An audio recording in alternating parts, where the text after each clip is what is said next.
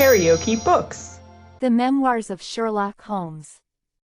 Written by Arthur Conan Doyle. Audiobook. Chapter 5. The Gloria Scott. "I have some papers here," said my friend Sherlock Holmes, as we sat one winter's night on either side of the fire, "which I really think, Watson, that it would be worth your while to glance over. These are the documents in the extraordinary case of the Gloria Scott, and this is the message which struck Justice of the Peace Trevor dead with horror when he read it." He had picked from a drawer a little tarnished cylinder, and, undoing the tape, he handed me a short note scrawled upon a half-sheet of slate-gray paper. "The supply of game for London is going steadily up," it ran. "Headkeeper Hudson, we believe, has been now told to receive all orders for fly paper and for preservation of your hen pheasant's life." As I glanced up from reading this enigmatical message, I saw Holmes chuckling at the expression upon my face. "You look a little bewildered," said he. "I cannot see how such a message as this could inspire horror. It seems to me to be rather grotesque than otherwise." "Very likely. Yet the fact remains that the reader, who was a fine, robust old man, was knocked clean down by it as if it had been the butt end of a pistol." "You arouse my curiosity," said I. "But why did you say just now that there were very particular reasons why I should study this case?" "Because it was the first in which I was ever engaged. I had often endeavored to elicit from my companion what had first turned his mind in the direction of criminal research, but had never caught him before in a communicative humor. Now he sat forward in this armchair and spread out the documents upon his knees. Then he lit his pipe and sat for some time smoking and turning them over. 'You never heard me talk of Victor Trevor?' he asked. 'He was the only friend I made during the 2 years I was at college. I was never a very sociable fellow, Watson, always rather fond of moping in my rooms and working out my own little methods of thought, so that I never mixed much with the men of my year. Bar fencing and boxing I had few athletic tastes, and then my line of study was quite distinct from that of the other fellows, so that we had no points of contact at all. Trevor was the only man I knew, and that only through the accident of his bull terrier freezing onto my ankle one morning as I went down to chapel. It was a prosaic way of forming a friendship, but it was effective. I was laid by the heels for 10 days, but Trevor used to come in to inquire after me. At first it was only a minute's chat, but soon his visits lengthened, and before the end of the term we were close friends. He was a hearty, full-blooded fellow, full of spirits and energy, the very opposite to me in most respects, but we had some subjects in common, and it was a bond of union when I found that he was as friendless as I. Finally, he invited me down to his father's place at Donnithorpe, in Norfolk, and I accepted his hospitality for a month of the long vacation. Old Trevor was evidently a man of some wealth and consideration, a J.P. and a landed proprietor. Donnithorpe is a little hamlet just to the north of Langmere, in the country of the Broads. The house was an old-fashioned, wide-spread, oak-beamed brick building, with a fine lime-lined avenue leading up to it. There was excellent wild duck shooting in the fens, remarkably good fishing, a small but select library, taken over, as I understood, from a former occupant, and a tolerable cook, so that he would be a fastidious man who could not put in a pleasant month there. Trevor Sr. was a widower, and my friend his only son. There had been a daughter, I heard, but she had died of diphtheria while on a visit to Birmingham. The father interested me extremely. He was a man of little culture, but with a considerable amount of rude strength, both physically and mentally. He knew hardly any books, but he had traveled far, had seen much of the world, and had remembered all that he had learned. In person he was a thick-set, burly man with a shock of grizzled hair, a brown, weather-beaten face, and blue eyes which were keen to the verge of fierceness. Yet he had a reputation for kindness and charity on the countryside, and was noted for the leniency of his sentences from the bench. One evening, shortly after my arrival, we were sitting over a glass of port after dinner, when young Trevor began to talk about those habits of observation and inference which I had already formed into a system, although I had not yet appreciated the part which they were to play in my life. The old man evidently thought that his son was exaggerating in his description of one or two trivial feats which I had performed. "Come, now, Mr. Holmes," said he, laughing good-humoredly. "I'm an excellent subject, if you can deduce anything from me." "I fear there is not very much," I answered. "I might suggest that you have gone about in fear of some personal attack within the last 12 months. The laugh faded from his lips, and he stared at me in great surprise. "Well, that's true enough," said he. "You know, Victor," turning to his son, "when we broke up that poaching gang, they swore to knife us, and Sir Edward Hawley has actually been attacked. I've always been on my guard since then, though I have no idea how you know it." "You have a very handsome stick," I answered. "By the inscription I observed that you had not had it more than a year. But you have taken some pains to bore the head of it and pour melted lead into the hole so as to make it a formidable weapon. I argued that you would not take such precautions unless you had some danger to fear." "Anything else?" he asked, smiling. "You have boxed a good deal in your youth." "Right again. How did you know it? Is my nose knocked a little out of the straight?" "No," said I. "It is your ears.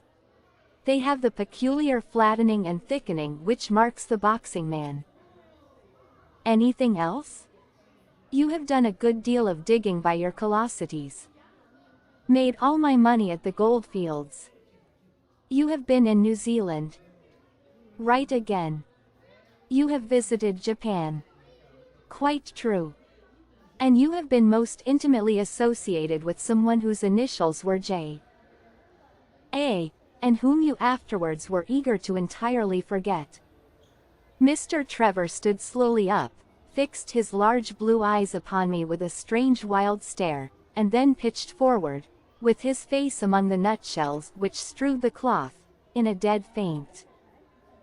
You can imagine, Watson, how shocked both his son and I were. His attack did not last long, however, for when we undid his collar, and sprinkled the water from one of the finger glasses over his face, he gave a gasp or two and sat up. "Ah, boys," said he, forcing a smile, "I hope I haven't frightened you. Strong as I look, there is a weak place in my heart, and it does not take much to knock me over.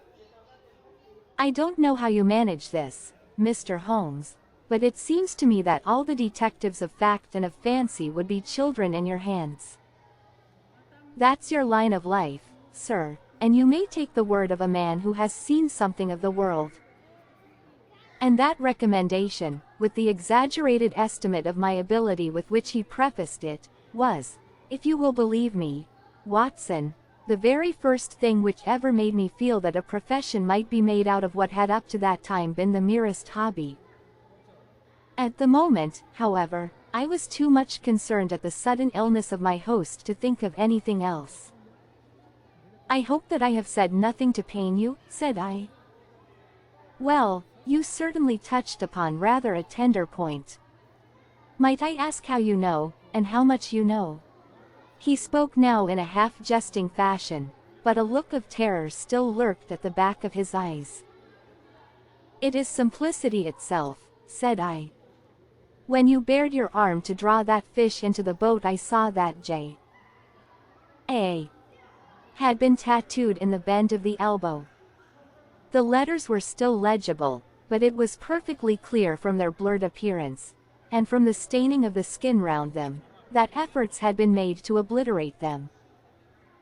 It was obvious, then, that those initials had once been very familiar to you, and that you had afterwards wished to forget them. "What an eye you have," he cried, with a sigh of relief. "It is just as you say. But we won't talk of it. Of all ghosts, the ghosts of our old lovers are the worst. Come into the billiard room and have a quiet cigar." From that day, amid all his cordiality, there was always a touch of suspicion in Mr. Trevor's manner towards me. Even his son remarked it. "You've given the governor such a turn," said he, "that he'll never be sure again of what you know and what you don't know." He did not mean to show it, I am sure, but it was so strongly in his mind that it peeped out at every action. At last I became so convinced that I was causing him uneasiness that I drew my visit to a close. On the very day, however, before I left, an incident occurred which proved in the sequel to be of importance. We were sitting out upon the lawn on garden chairs, the three of us, basking in the sun and admiring the view across the Broads, when a maid came out to say that there was a man at the door who wanted to see Mr. Trevor. "What is his name?" asked my host.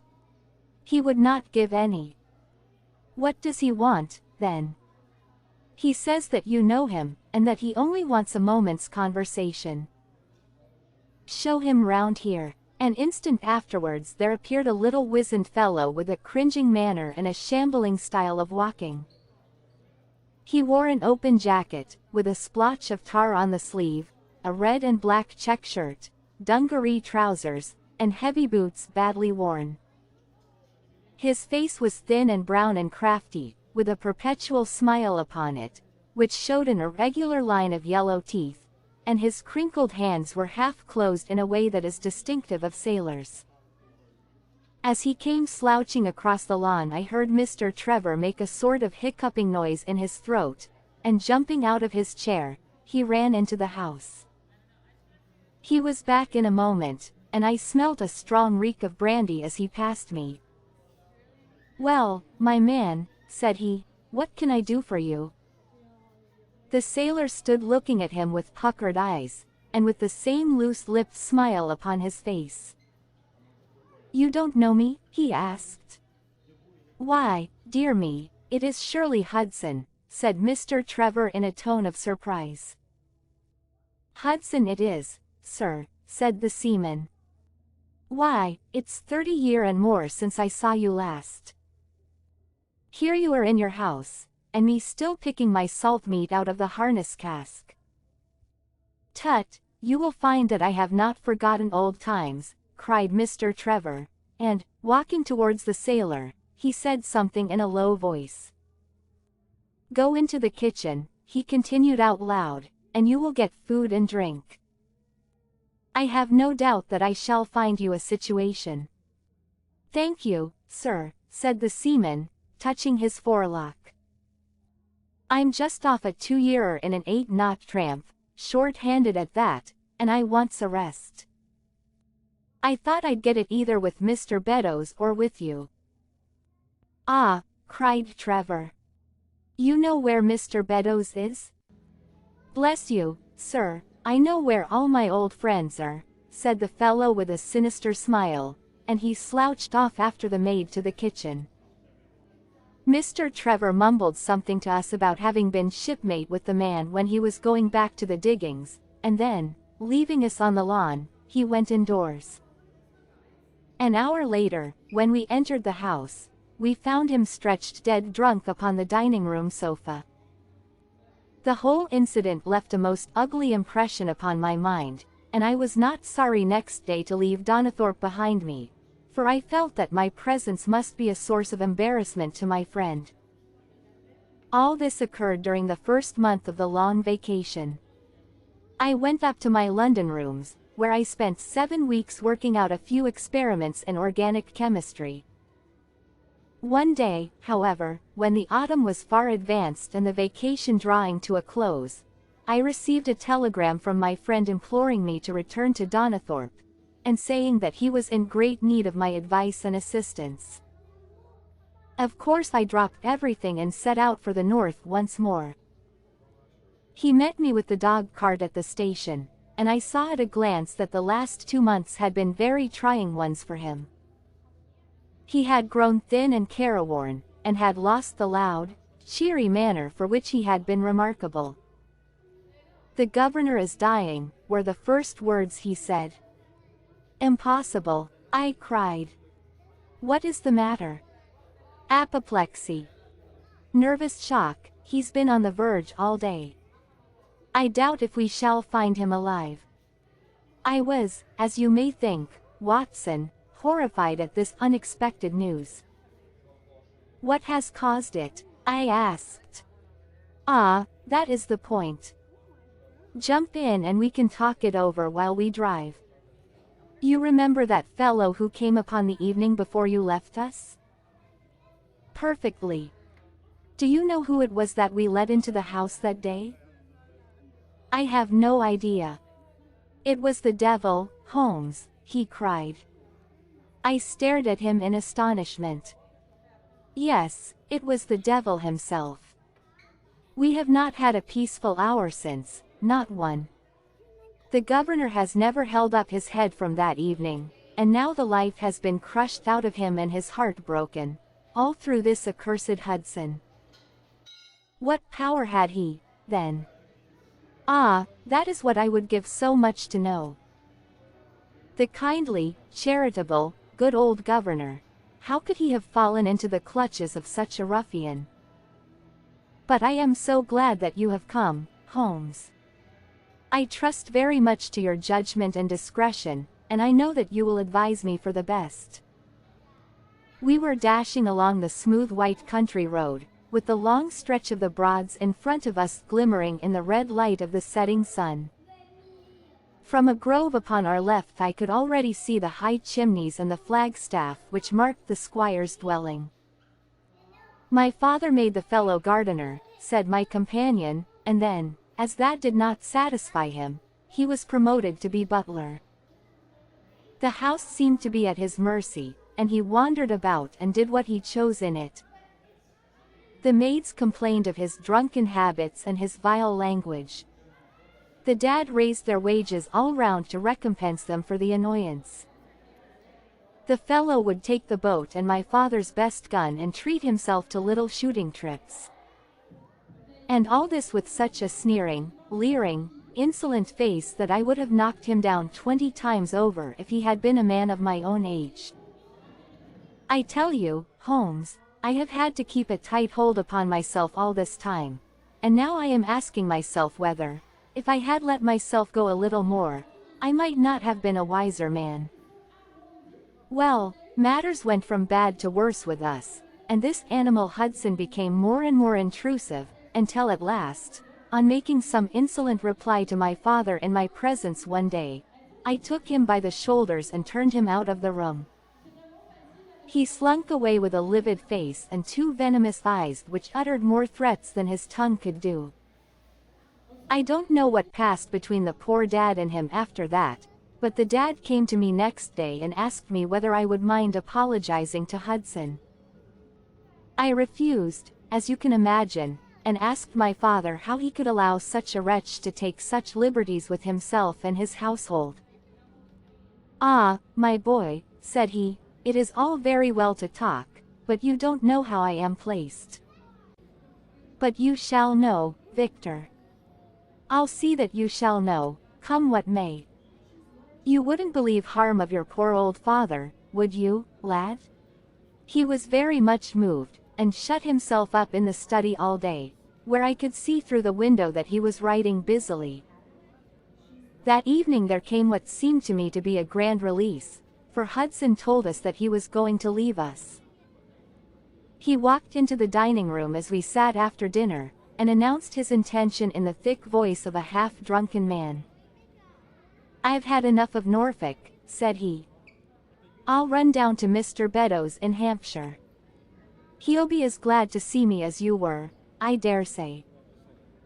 "You're not going away in an unkind spirit, Hudson, I hope," said my father, with a tameness which made my blood boil. "I've not had my apology," said he sulkily, glancing in my direction. "Victor, you will acknowledge that you have used this worthy fellow rather roughly," said the dad, turning to me. "On the contrary, I think that we have both shown extraordinary patience towards him," I answered. "Oh, you do you?" he snarls. "Very good, mate. We'll see about that." He slouched out of the room, and half an hour afterwards left the house, leaving my father in a state of pitiable nervousness. Night after night I heard him pacing his room, and it was just as he was recovering his confidence that the blow did at last fall.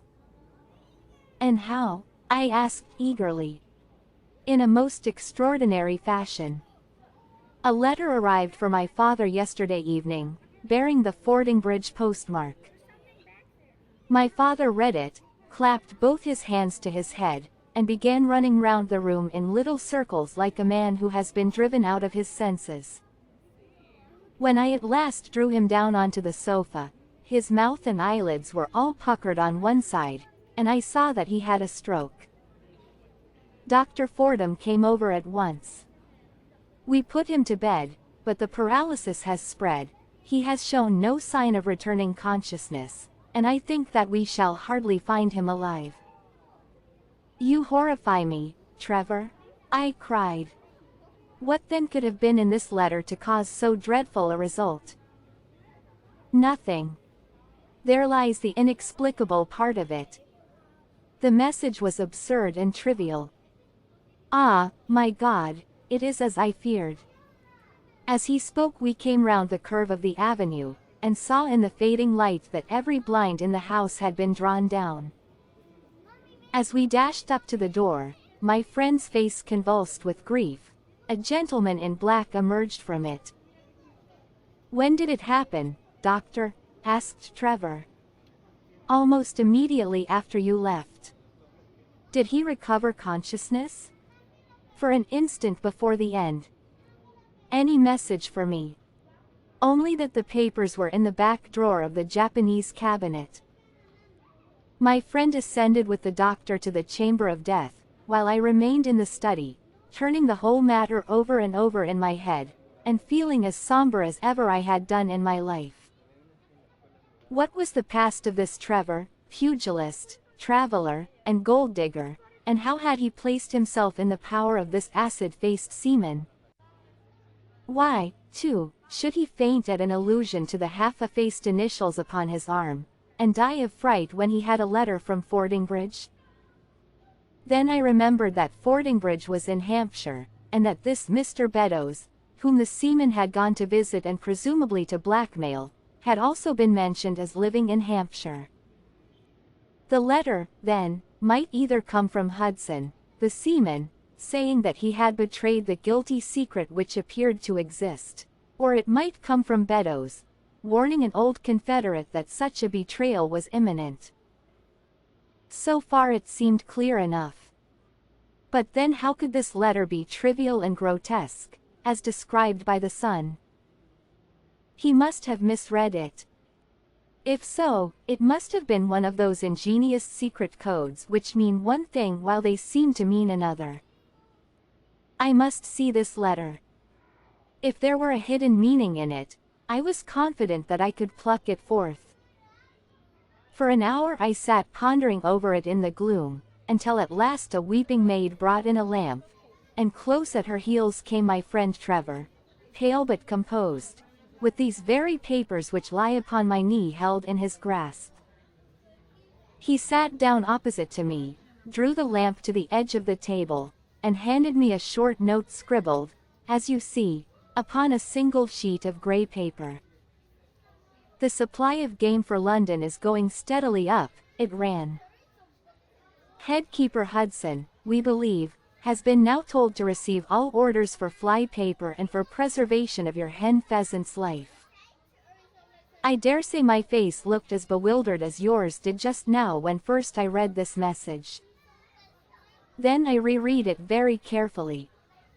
It was evidently as I had thought, and some secret meaning must lie buried in this strange combination of words. Or could it be that there was a prearranged significance to such phrases as fly paper and hen pheasant? Such a meaning would be arbitrary and could not be deduced in any way. And yet I was loath to believe that this was the case, and the presence of the word Hudson seemed to show that the subject of the message was as I had guessed, and that it was from Beddoes rather than the sailor. I tried it backwards, but the combination live pheasants hen was not encouraging.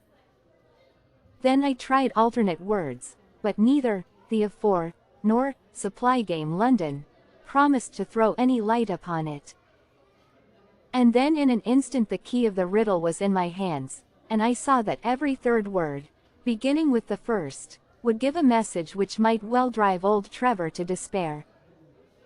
It was short and terse, the warning, as I now read it to my companion. The game is up. Hudson has told all. Fly for your life. Victor Trevor sank his face into his shaking hands. It must be that, I suppose, said he. This is worse than death, for it means disgrace as well. But what is the meaning of these headkeepers and hen pheasants? It means nothing to the message, but it might mean a good deal to us if we had no other means of discovering the sender. You see that he has begun by writing, the game is, and so on. Afterwards he had, to fulfill the prearranged cipher, to fill in any 2 words in each space. He would naturally use the first words which came to his mind, and if there were so many which referred to sport among them, you may be tolerably sure that he is either an ardent shot or interested in breeding. Do you know anything of this Beddoes? Why, now that you mention it, said he, I remember that my poor father used to have an invitation from him to shoot over his preserves every autumn. Then it is undoubtedly from him that the note comes, said I. It only remains for us to find out what this secret was which the sailor Hudson seems to have held over the heads of these 2 wealthy and respected men. Alas, Holmes, I fear that it is one of sin and shame, cried my friend. But from you I shall have no secrets. Here is the statement which was drawn up by my father when he knew that the danger from Hudson had become imminent. I found it in the Japanese cabinet, as he told the doctor. Take it and read it to me, for I have neither the strength nor the courage to do it myself. These are the very papers, Watson, which he handed to me, and I will read them to you, as I read them in the old study that night to him. They are endorsed outside, as you see, some particulars of the voyage of the bark Gloria Scott, from her leaving Falmouth on the 8th of October 1855, to her destruction in N. Lat. 15-20 feet, W. Long. 25-14 feet on November 6th. It is in the form of a letter, and runs in this way. My dear, dear son, now that approaching disgrace begins to darken the closing years of my life, I can write with all truth and honesty that it is not the terror of the law, it is not the loss of my position in the county, nor is it my fall in the eyes of all who have known me, which cuts me to the heart, but it is the thought that you should come to blush for me, you who love me and who have seldom, I hope, had reason to do other than respect me. But if the blow falls which is forever hanging over me, then I should wish you to read this, that you may know straight from me how far I have been to blame. On the other hand, if all should go well, which may kind God Almighty grant, then if by any chance this paper should be still undestroyed and should fall into your hands, I conjure you, by all you hold sacred, by the memory of your dear mother, and by the love which had been between us, to hurl it into the fire and to never give one thought to it again. If then your eye goes on to read this line, I know that I shall already have been exposed and dragged from my home, or as is more likely, for you know that my heart is weak, by lying with my tongue sealed forever in death. In either case the time for suppression is past, and every word which I tell you is the naked truth, and this I swear as I hope for mercy. My name, dear lad, is not Trevor. I was James Armitage in my younger days, and you can understand now the shock that it was to me a few weeks ago when your college friend addressed me in words which seemed to imply that he had surmised my secret.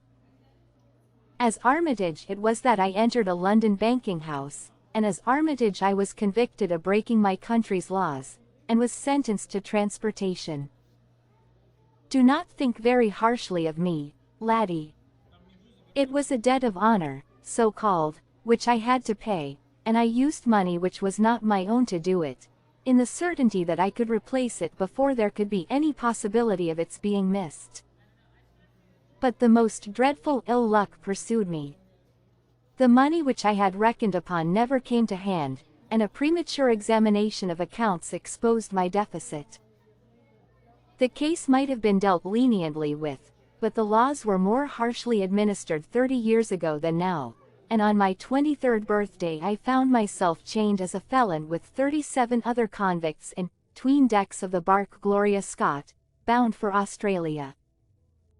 It was the year '55 when the Crimean War was at its height, and the old convict ships had been largely used as transports in the Black Sea. The government was compelled, therefore, to use smaller and less suitable vessels for sending out their prisoners. The Gloria Scott had been in the Chinese tea trade, but she was an old-fashioned, heavy-bowed, broad-beamed craft, and the new clippers had cut her out.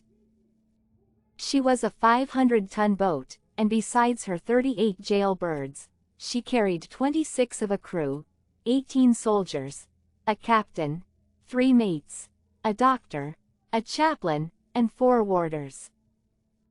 Nearly 100 souls were in her, all told, when we set sail from Falmouth.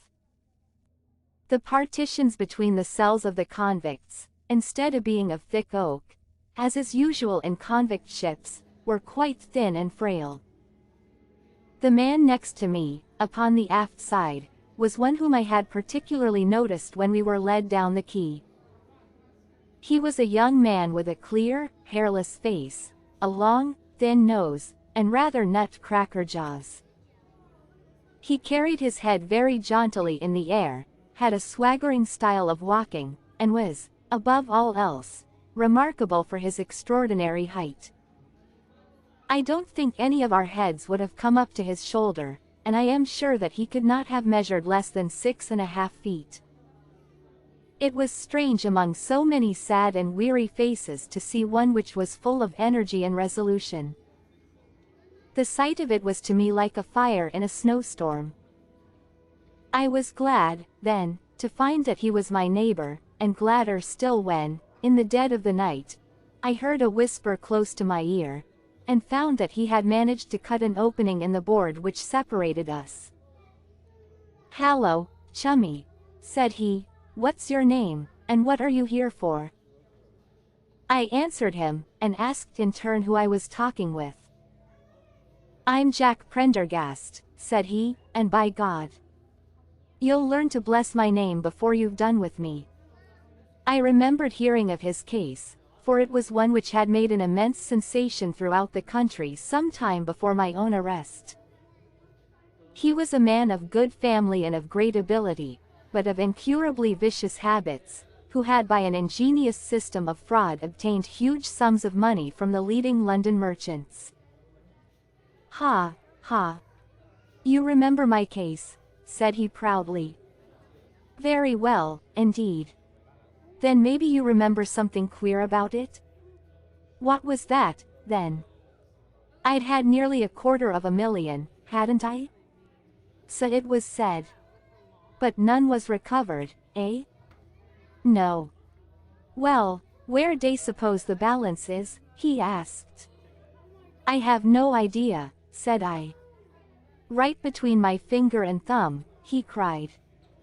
"By God, I've got more pounds to my name than you've hairs on your head. And if you've money, my son, and know how to handle it and spread it, you can do anything. Now, You don't think it likely that a man who could do anything is going to wear his breeches out sitting in the stinking hold of a rat-gutted, beetle-ridden, moldy old coffin of a China coaster. No, sir, such a man will look after himself and will look after his chums. You may lay to that. You hold on to him, and you may kiss the book that he'll haul you through. That was his style of talk, and at first I thought it meant nothing, but after a while, when he had tested me and sworn me in with all possible solemnity, he let me understand that there really was a plot to gain command of the vessel. A dozen of the prisoners had hatched it before they came aboard. Prendergast was the leader, and his money was the motive power. "I'd a partner," said he, "a rare good man, as true as a stock to a barrel. He's got the dibs, he has, and where do you think he is at this moment? Why, he's the chaplain of this ship, the chaplain, no less. He came aboard with a black coat, and his papers right, and money enough in his box to buy the thing right up from keel to main truck. The crew are his, body and soul. He could buy 'em at so much a gross with a cash discount, and he did it before ever they signed on. He's got 2 of the warders and Mercer, the second mate, and he'd get the captain himself, if he thought him worth it." "What are we to do, then?" I asked. "What do you think?" said he. "We'll make the coats of some of these soldiers redder than ever the tailor did." "But they are armed," said I. "And so shall we be, my boy. There's a brace of pistols for every mother's son of us, and if we can't carry this ship, with the crew at our back, it's time we were all sent to a young Mrs. boarding school. You speak to your mate upon the left tonight, and see if he is to be trusted."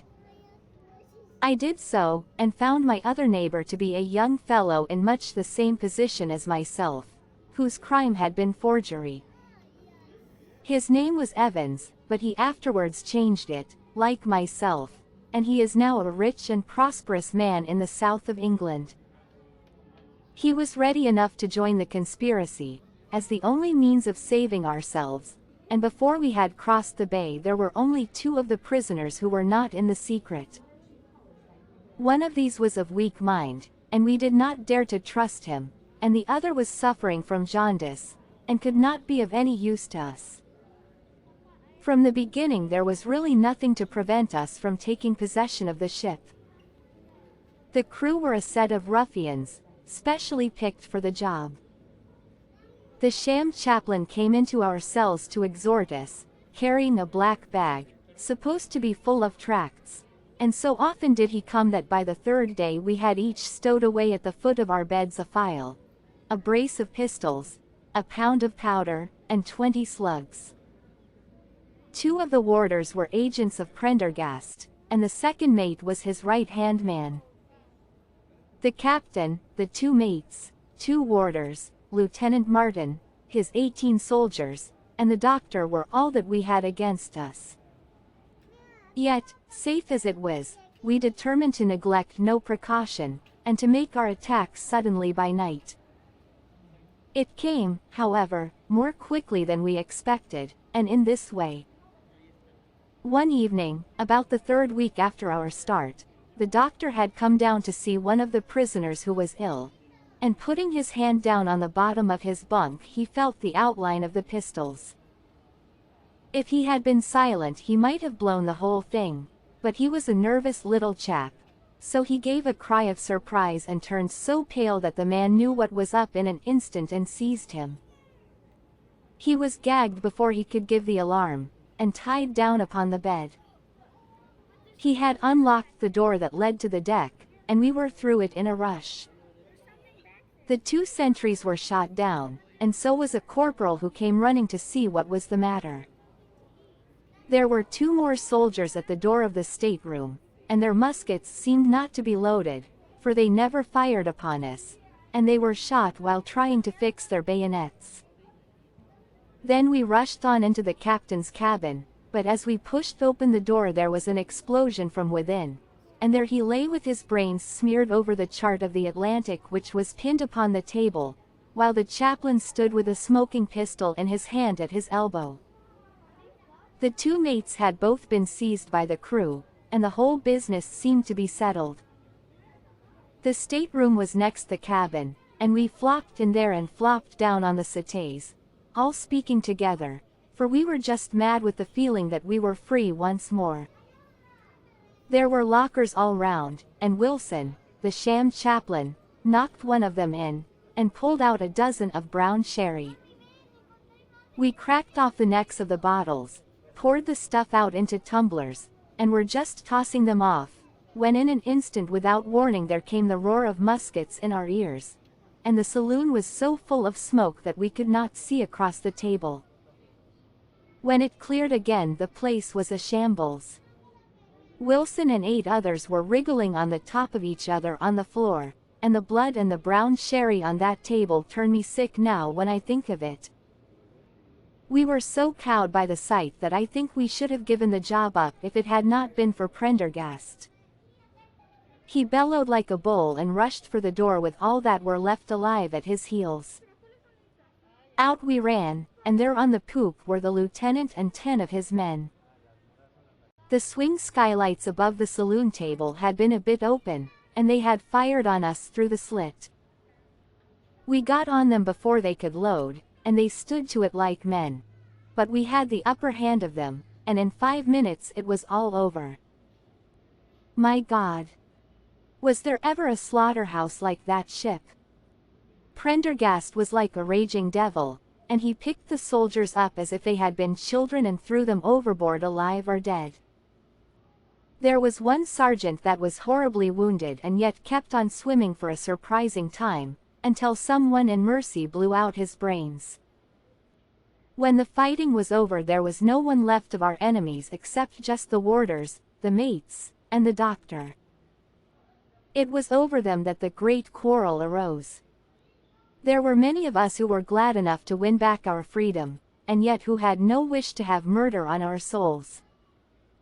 It was one thing to knock the soldiers over with their muskets in their hands, and it was another to stand by while men were being killed in cold blood. 8 of us, 5 convicts and 3 sailors, said that we would not see it done. But there was no moving Prendergast and those who were with him.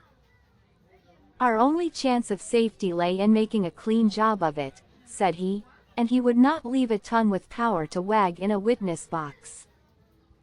It nearly came to our sharing the fate of the prisoners, but at last he said that if we wished we might take a boat and go. We jumped at the offer, for we were already sick of these bloodthirsty doings, and we saw that there would be worse before it was done. We were given a suit of sailors' togs each, a barrel of water, 2 casks, one of junk and one of biscuits, and a compass.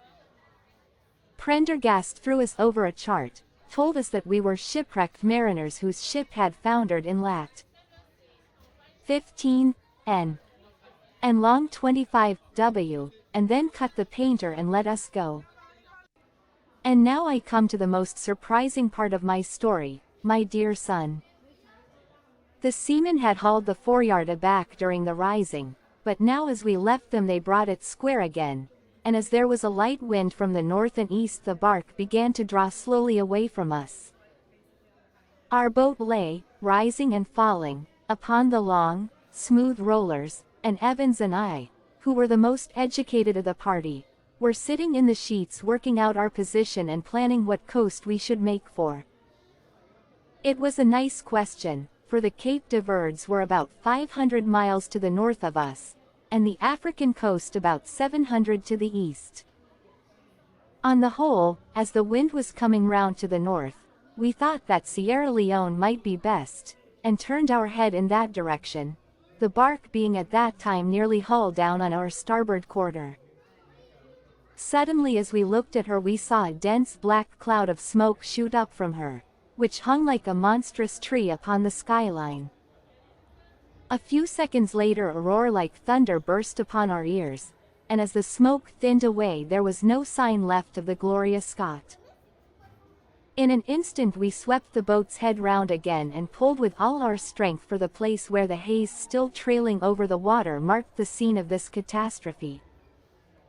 It was a long hour before we reached it, and at first we feared that we had come too late to save anyone. A splintered boat and a number of crates and fragments of spars rising and falling on the waves showed us where the vessel had foundered, but there was no sign of life, and we had turned away in despair when we heard a cry for help, and saw at some distance a piece of wreckage with a man lying stretched across it. When we pulled him aboard the boat he proved to be a young seaman of the name of Hudson, who was so burned and exhausted that he could give us no account of what had happened until the following morning. It seemed that after we had left, Prendergast and his gang had proceeded to put to death the 5 remaining prisoners. The 2 warders had been shot and thrown overboard, and so also had the 3rd mate. Prendergast then descended into the 'tween decks and with his own hands cut the throat of the unfortunate surgeon. There only remained the 1st mate, who was a bold and active man. When he saw the convict approaching him with the bloody knife in his hand he kicked off his bonds, which he had somehow contrived to loosen, and rushing down the deck he plunged into the afterhold.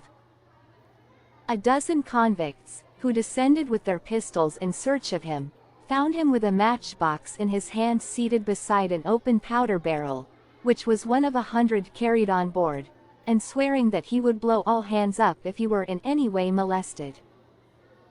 An instant later the explosion occurred, though Hudson thought it was caused by the misdirected bullet of one of the convicts rather than the mate's match. Be the cause what it may, it was the end of the Gloria Scott and of the rabble who held command of her. Such, in a few words, my dear boy, is the history of this terrible business in which I was involved. Next day we were picked up by the brig Hotspur, bound for Australia, whose captain found no difficulty in believing that we were the survivors of a passenger ship which had foundered. The transport ship Gloria Scott was set down by the Admiralty as being lost at sea, and no word has ever leaked out as to her true fate. After an excellent voyage the Hotspur landed us at Sydney, where Evans and I changed our names and made our way to the diggings, where, among the crowds who were gathered from all nations, we had no difficulty in losing our former identities. The rest I need not relate. We prospered, we traveled, we came back as rich colonials to England, and we bought country estates. For more than 20 years we have led peaceful and useful lives, and we hoped that our past was forever buried. Imagine, then, my feelings when in the seaman who came to us I recognized instantly the man who had been picked off the wreck. He had tracked us down somehow, and had set himself to live upon our fears. You will understand now how it was that I strove to keep the peace with him, and you will in some measure sympathize with me in the fears which fill me, now that he has gone from me to his other victim with threats upon his tongue. Underneath is written in a hand so shaky as to be hardly legible, Beddoes writes in cipher to say H. has told all. Sweet Lord, have mercy on our souls. That was the narrative which I read that night to young Trevor, and I think, Watson, that under the circumstances it was a dramatic one. The good fellow was heartbroken at it, and went out to the Terai tea planting, where I hear that he is doing well.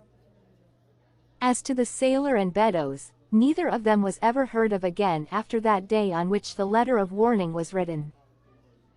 They both disappeared utterly and completely. No complaint had been lodged with the police, so that Beddoes had mistaken a threat for a deed.